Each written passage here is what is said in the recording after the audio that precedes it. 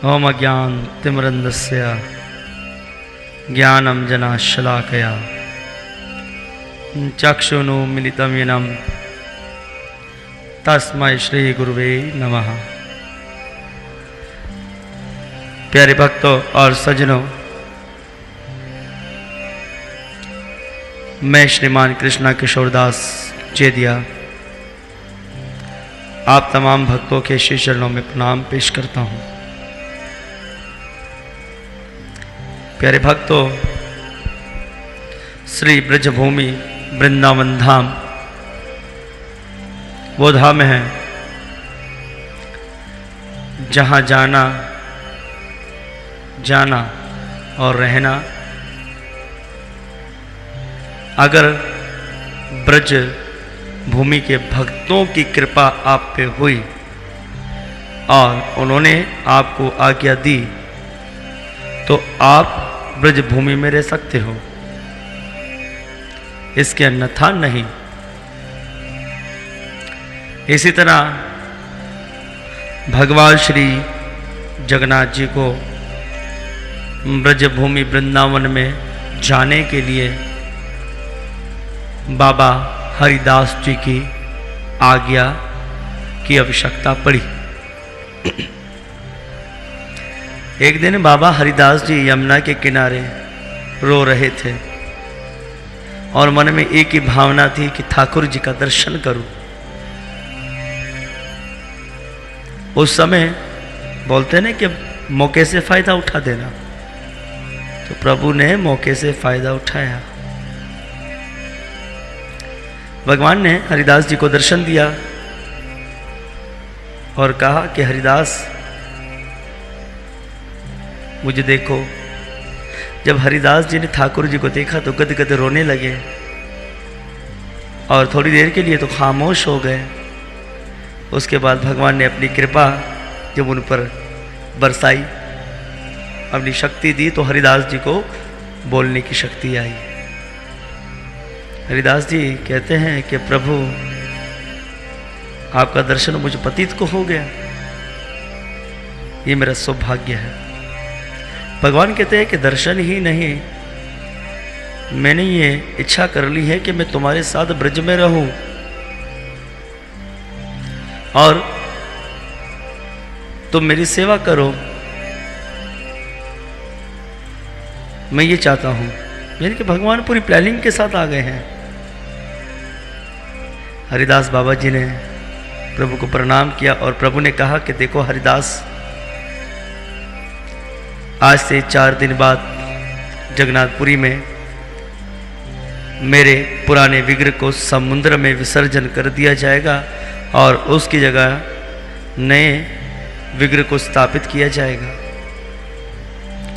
हर 36 सालों में पुराने विग्रह को विसर्जन कर कर नए विग्रह की स्थापना होती है। तो हरिदास, मेरी ये इच्छा है कि तुम मुझे जगन्नाथपुरी से वृंदावन ले आओ। तो इतना कहकर भगवान अंतर्ध्यान हो गए। हरिदास जी अपने शिष्यों को लेकर जगन्नाथपुरी गए हैं। अब समय बहुत करीब था क्योंकि जगन्नाथ जी का उत्सव होने वाला था। 36 वर्ष पूर्ण होने जा रहे थे, 3-4 दिन रह गए थे। बाबा जी पुजारी जी के पास गए और कहा कि बाबा जी ने कहा कि पुजारी से कि स्वामी जी, महाराज जी, भगवान की आज्ञा है, आप हमें पुराने विग्रह को दे दीजिए। पुजारी जी ने कहा कि देखो, हमारे यहाँ की परंपरा है, हम पुराने विग्रह को समुद्र में विसर्जन कर देते हैं और उसकी जगह नए विग्रह की स्थापना करते हैं। तो ये काम बहुत कठिन है, मैं तो तुम्हारे लिए नहीं कर सकता। तुम जाकर ठाकुर जी से मिल लो, ठाकुर साहब से। तो हरिदास जी राजा के पास आए, राजा को प्रणाम किया और कहा कि महाराज जी, भगवान श्री जगन्नाथ जी की आज्ञा है, वो श्री धाम वृंदावन में जाना चाहते हैं। राजा ने कहा कि देखो, हमारे यहाँ की परंपरा है, 36 वर्ष पूर्ण होने जा रहे हैं, हम इस पुराने विग्रह को समुद्र में विसर्जन कर देंगे और इसकी जगह अभी हमारे यहाँ उत्सव होने वाला है नवीन विग्रह का। हरिदास जी ने कहा कि अगर आप ऐसा नहीं करोगे तो आपके इस विग्रह के साथ मुझे भी समुद्र में विसर्जन कर दो, मैं भी विसर्जन हो जाऊंगा। ऐसा कहकर हरिदास जी भगवान की प्रतीक्षा करने के लिए समुद्र के किनारे चले गए। अब राजा को प्रभु जगन्नाथ जी ने दर्शन दिया और कहा कि देखो राजा, मेरा भक्त हरिदास मुझे श्रीधाम वृंदावन ले जाना चाहता है और मेरी भी इच्छा है कि मैं श्रीधाम वृंदावन जाऊं, तो तुम उनसे क्षमा मांगो, उनके श्री चरणों में प्रणाम करो और उन्हें मेरे विग्रह को ले जाने की अनुमति दे दो। हरिदास जी सवेरे उठे, अपना ठाकुर जी राजा जो थे सवेरे उठे और सभा में बताया तो समुद्र के किनारे जाकर देखा कि हरिदास जी भगवान के प्रेम में रो रहे हैं। ठाकुर जी ने उनके श्री चरणों में प्रणाम किया और कहा, अरे हरिदास, तुम प्रभु को ले जा सकते हो श्रीधाम वृंदावन में,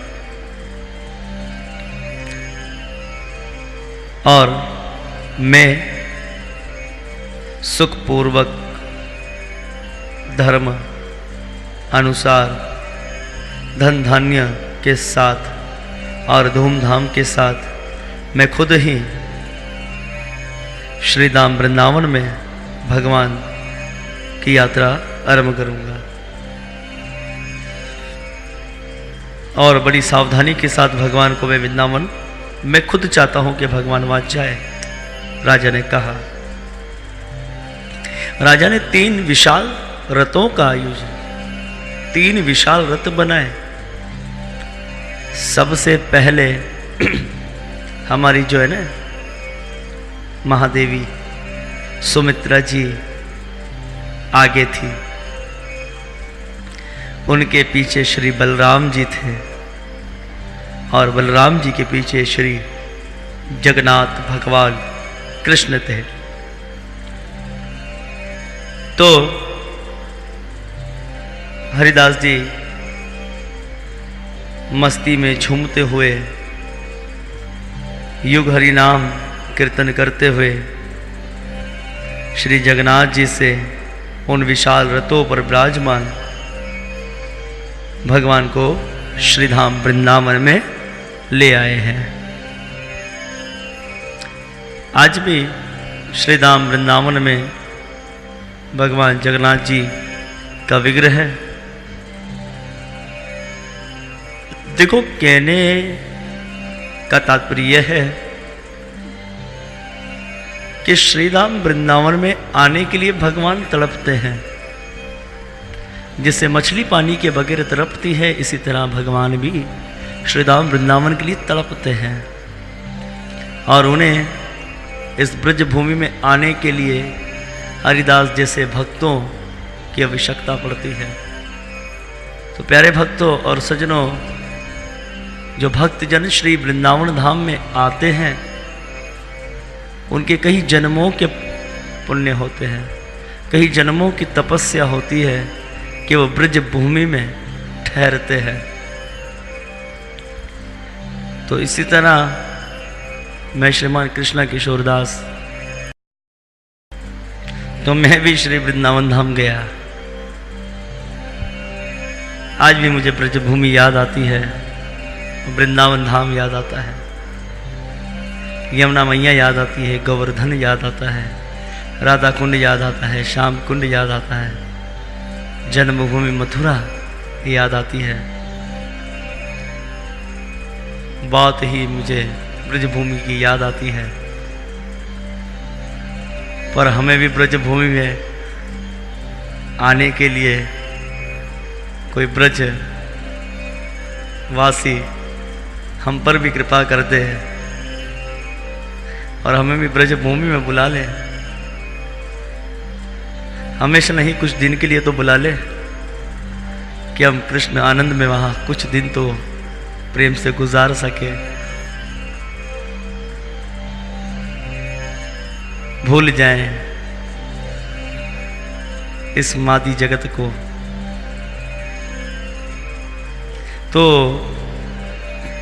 भक्तों, कहने का तात्पर्य यह है कि भगवान भी अपनी जन्मभूमि को नहीं भूलते,